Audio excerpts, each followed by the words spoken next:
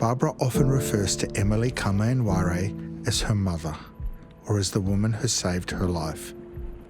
My auntie Emily was part of my life when I was growing up till I was taken away. I remember we was going from Utopia to the next station called Wade River, and a police tracker was coming along and she hid me under the roots of the gum trees and covered me up with leaves. And the policeman asked her if she'd seen half-caste kids around Utopia, and she said no. So when the policeman went along and she walked away too, she walked a long way, and then she sang out to me. So I just ran for my life to her, put my arm around her, and in my way, I thanked her, and then we just went on our way. Where I'm going to take you today is to visit Auntie Emily's grave, and I don't take many people to where she was buried.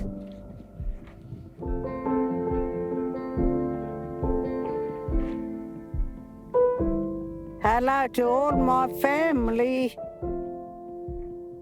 The significance that Emily played in Barbara's life was very apparent when we came to see her burial place. And the way she acted was very different to her normal persona. She was much more subdued, much more contemplative. It became very obvious that there was a very deep and meaningful connection between them. She used to go and hide me and leave me there, then come back and collect me and night time. But get up real dark and go and hide me again. Unless I was in a place like this where no stations. That welfare officer always was there, come and checking if we was old enough to be taken away or if we was fair enough to be taken away. So each time Coke came to Utopia, we would run. We used to try to hide anywhere in the trees, get in the dog holes, and, you know, family would put leaves there to pretend that there was no one. Yeah, dogs.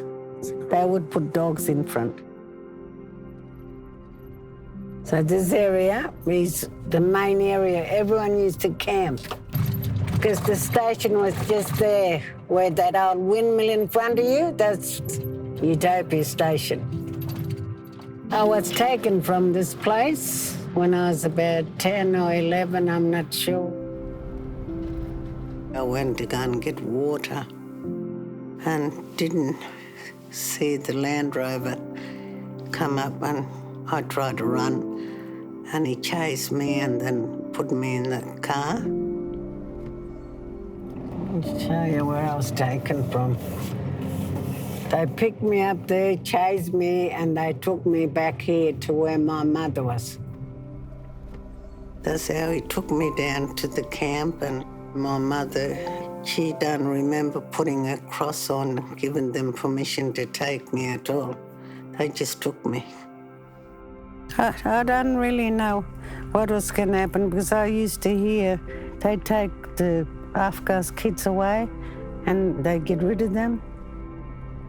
Auntie Emily and Mum was there, and then they had a sorry business for me behind, you know, and everything that was part of me, you know, billy cans, and we didn't have much in them days. We just had billy cans and coolamans and all that. So they got rid of that because they thought they'll never see me again, and now, you know, they thought they were taking me to kill me. When we was driving along, I was thinking which way was home, and I remember he pulled up to have lunch.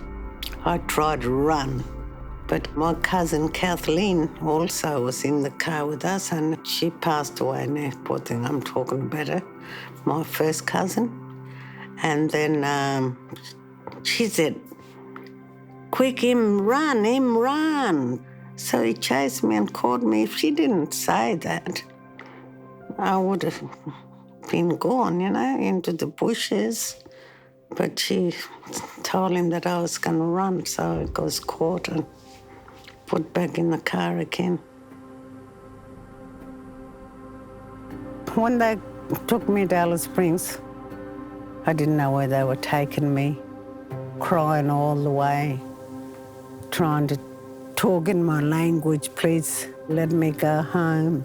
And when I got to Bangla, they took me into this building and went in there, shaved my hair right out and put me in a bathtub and scrub.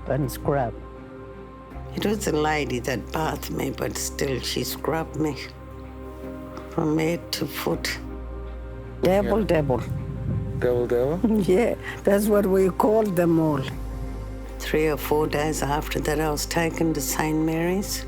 When I first got out of the car, the kids all run to see, when they want to see strange kids said that was scary. All the kids ran me and I tried to talk my language to some of them.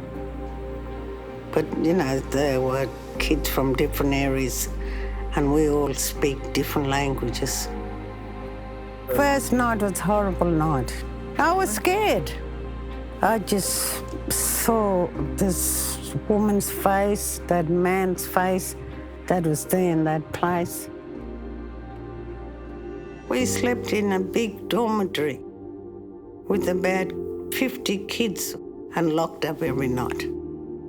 After that, I was shifted from there to St. John's, that was in town, mostly because I was naughty, because I wanted to go home and trying to run away every chance I can.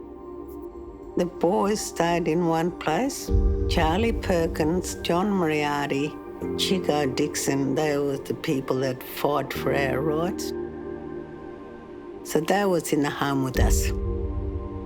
I don't know how long I stayed there, maybe a year. And then I was sent back to St. Mary's again in Alice Springs and then Darwin. There was one time I ran away and I was locked up in Darwin. Next few days I was sent to a girls' home in Brisbane. Was run by the Good Shepherd nuns. They were very strict. We used to work in the laundry for 5 days a week, 8 hours a day, no pay. I never went to school at all. I ran away from that place too with 3 other girls. I don't know what I was thinking. I didn't even know where I was. But I ran away and we got caught and we got punished. I think we did get hit that time. So until 21, you were basically in prison? Yeah, when we was allowed to leave the home. What happened when they let you go? They took me to a home where I got a job looking after kids that was taken away from their parents. Kids, same as me, half-caste. And then I met my husband from there.